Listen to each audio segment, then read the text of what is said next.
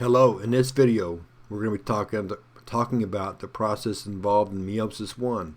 Let's not waste any of your time. Let's get right to it.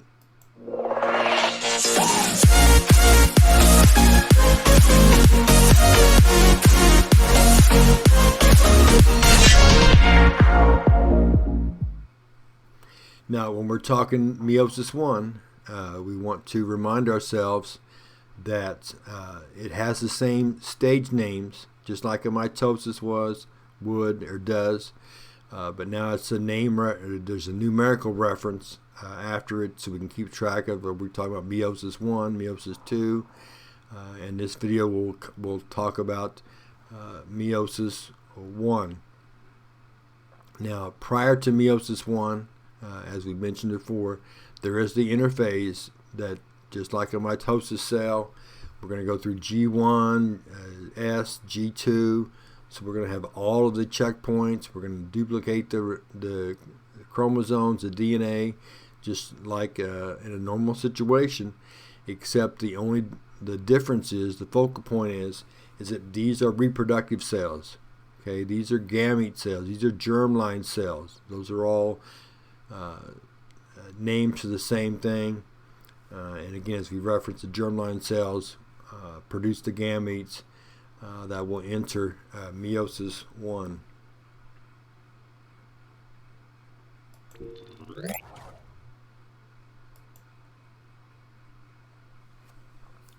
Now, when we're looking at meiosis I, again, we want to focus on that we are talking about the homologous chromosomes. So again, on a question of any kind, if you see a reference to homologous chromosomes, you know you're talking meiosis I. If you see a reference to sister chromatids, you're talking about meiosis II.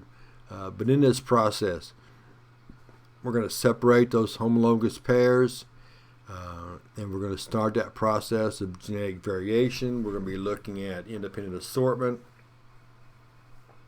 Okay, we're going to get those spindle fibers out there that are so important in the moving of the chromosomes, those microtubules that are going to be used to move them to the middle, move them to the poles, and just super, super important.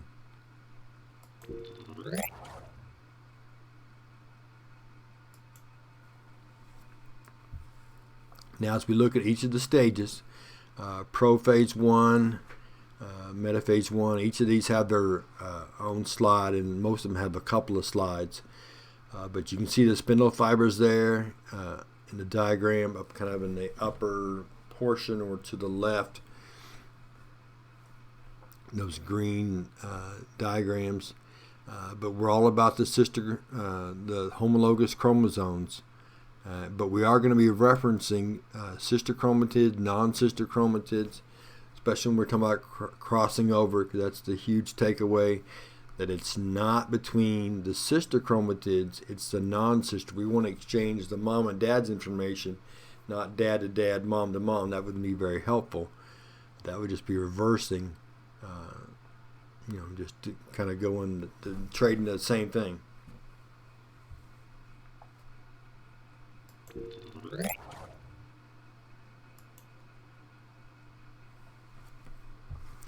Now, when we look at this first round of genetic variation, the idea of crossing over, okay, we're going to be exchanging information between two non-sister chromatids. In other words, the mom and the dad are going to be exchanging information.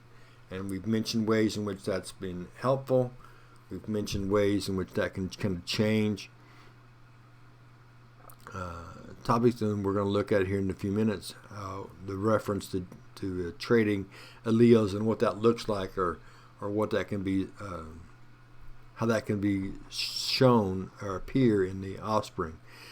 But it is the non-sister chromatids. You can see in the diagram, we've traded some red, we traded some blue. Okay, and at the site in which that occurs, where they're connected, where they kind of cross over in the diagrams, the chiasmata site, that's where the genetic information is exchanged.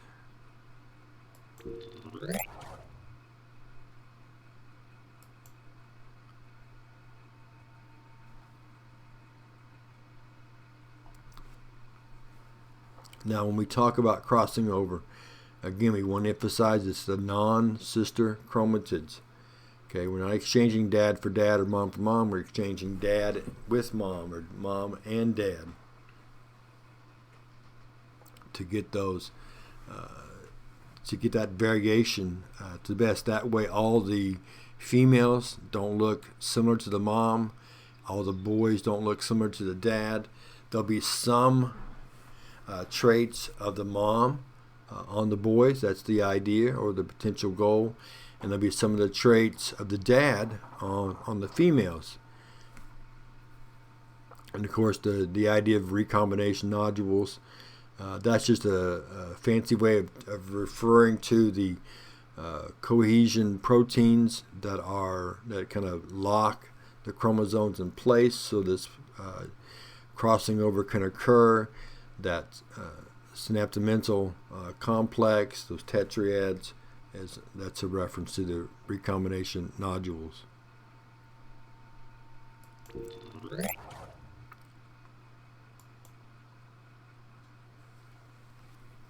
Now, I've mentioned ways in which the conditions, the negative detrimental conditions, can be masked with recombination or crossing over. But another way of reference, and I also reference that some of the traits of the dad can show up on the girls, and some of the traits of the mom can show up in the boys. But another way this can be looked at is if I have a blonde-haired, blue-eyed mom. In other words, for hair color, she's small b, and for eye color, she's little b. And the dad is brown hair, brown eyes. But if he is heterozygous for any of those conditions, and he trades his big letter for a small letter during crossing over, now you could have brown hair, blue eyes. You could have blonde hair, brown eyes. So some combination kind of break up the set patterns and get that variation, get that variety going on. And again, the site of this process is the chiasmata. And once the chromosomes are attached to each other in prophase, they will hold place until anaphase, till they start separating at the different poles.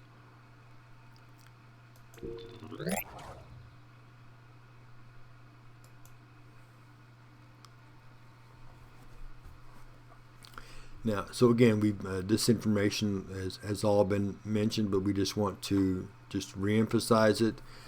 Crossing over, chromosomes held together by that synaptomental complex. Again, the proteins hold them together, and we're about to see a picture of that, forming the tetrad, the cohesion proteins, all those recombination nodule processes in place.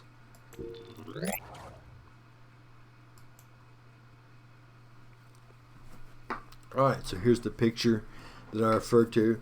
You can see the proteins in between, the sister chromatids holding them in place. You can see the crossing over in the middle picture of the diagram, and you can see we've exchanged some red information and some blue. And then, of course, once we get to anaphase, they'll release because they're about to be pulled apart, the two sets of homologous chromosomes to the poles.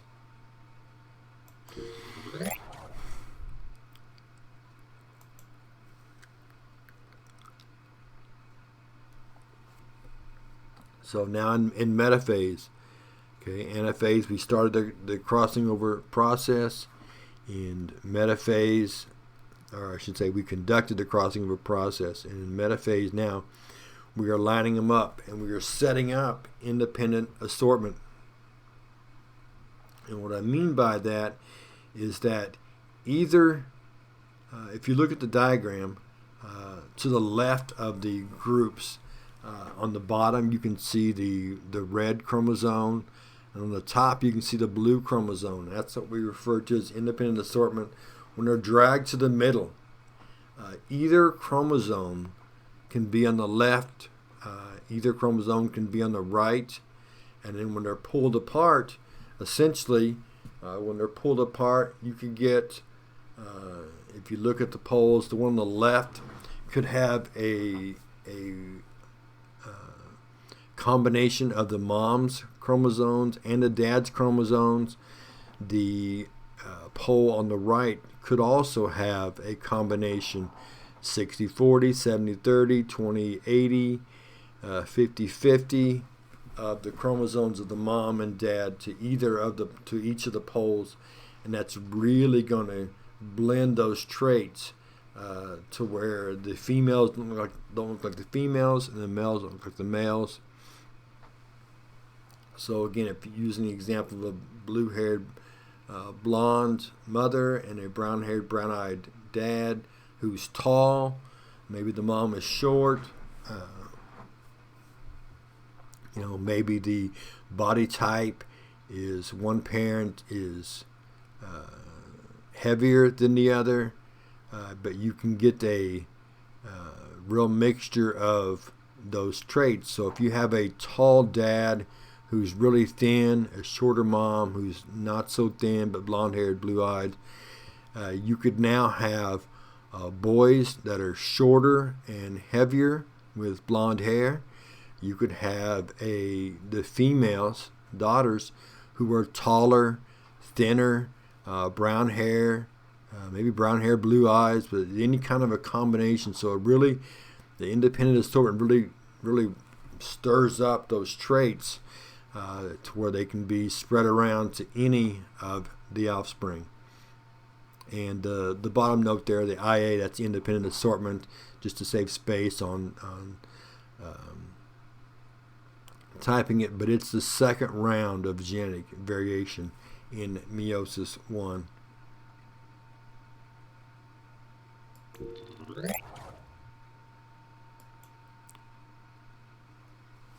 All right, continue to talk about metaphase 1. Again, we've got that chiasmata that we've referred to a couple of times. The site where they're being held together for crossing over. The microtubules, as we've mentioned a couple of times, are going to pull those homologue chromosomes to the poles. Okay, they're not separating those homologous chromosomes from the sister chromatids, but they're taking the full chromosome. So you'll have the one on the left will go this way, one on the right will go this way. They're pulling the full chromosomes to the side in the anaphase.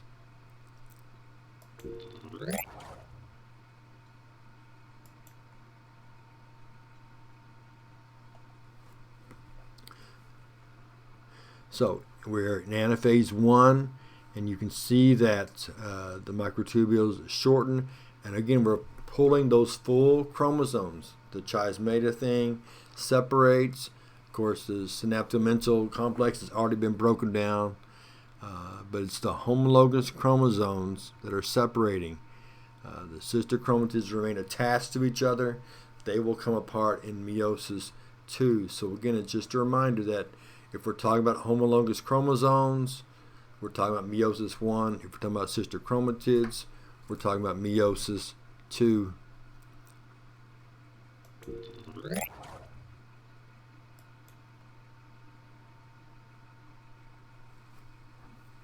Okay, so again, still looking at anaphase. So now that we have separated the first set, we've gone from diploid, now we're down to haploid.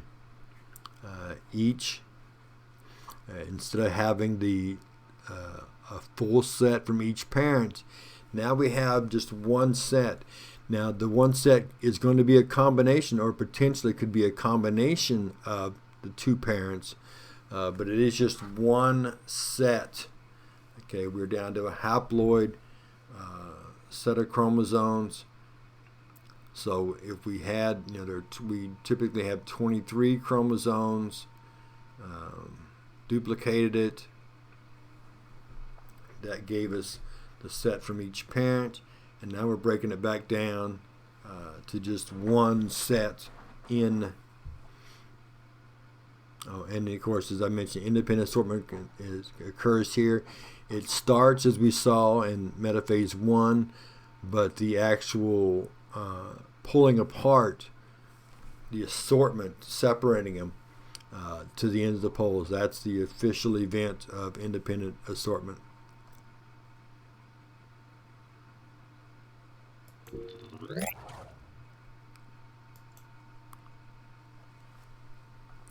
So again, we're always thinking about genetic variation. It comes across, it has 2 points, the crossing over in prophase 1, the independent assortment in anaphase 1. Those 2, when you combine it with fertilization, that allows all this variation to occur.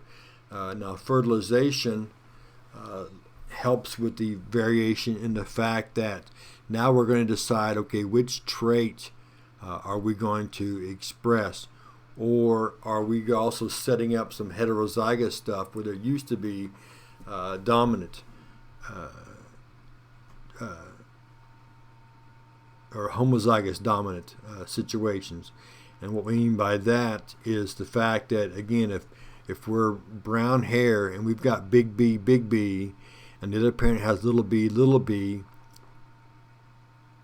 at fertilization, now we can start to create maybe some heterozygous to where down the road we get even more variation because now we can see maybe an increase in the recessive traits, or but just the idea of changing those percentages, changing those ratios just a little bit.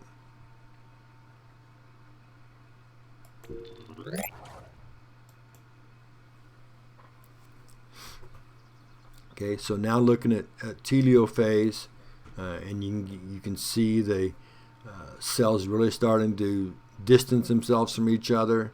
The nucleus has come back, but it's the idea of telophase, and we looked in last round those processes that are used to kind of help divide those 2 contractual rings, that kind of stuff, to make those cells, those edges of the future cells.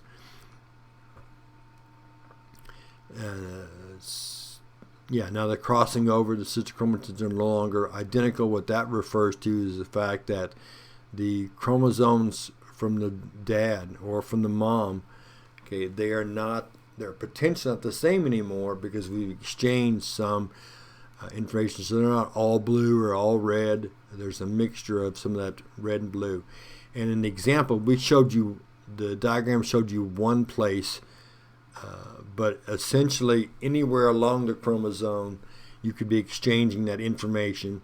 So you could have, a series of alternating red and blue genes on either of the sister chromatids after crossing over has occurred.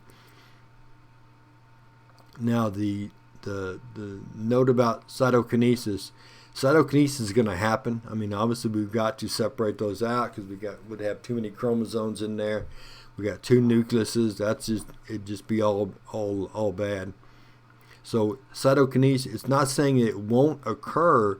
It's saying it may or may not occur right after telophase. In other words, there could be a period of time in between before it happens.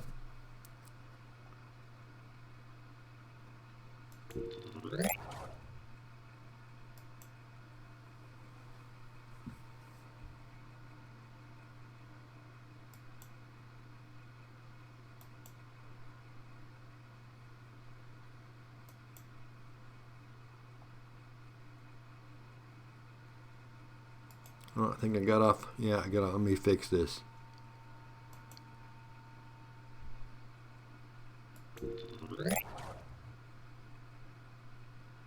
Yeah, that's where I got off of my slides. I apologize for that. So just one last little review on Meiosis I. Prophase 1, crossing over occurs. Again, you can see in red the homologous chromosomes, homologous pairs, homologous chromosomes. It's referring to the same thing. If you see that wordage, you're referring to meiosis I. If you see sister chromatids, as you'll see when we get into meiosis II, we're talking about meiosis II. But remember, metaphase I is when they line up, independent assortment is set up. Anaphase is when it occurs, and we separate those chromosomes. And when we do, the sister chromatids are no longer identical. You got the red and the blue alternating sections potentially. And then telophase to make those haploid cells on our way to making 4 gametes or sex cells.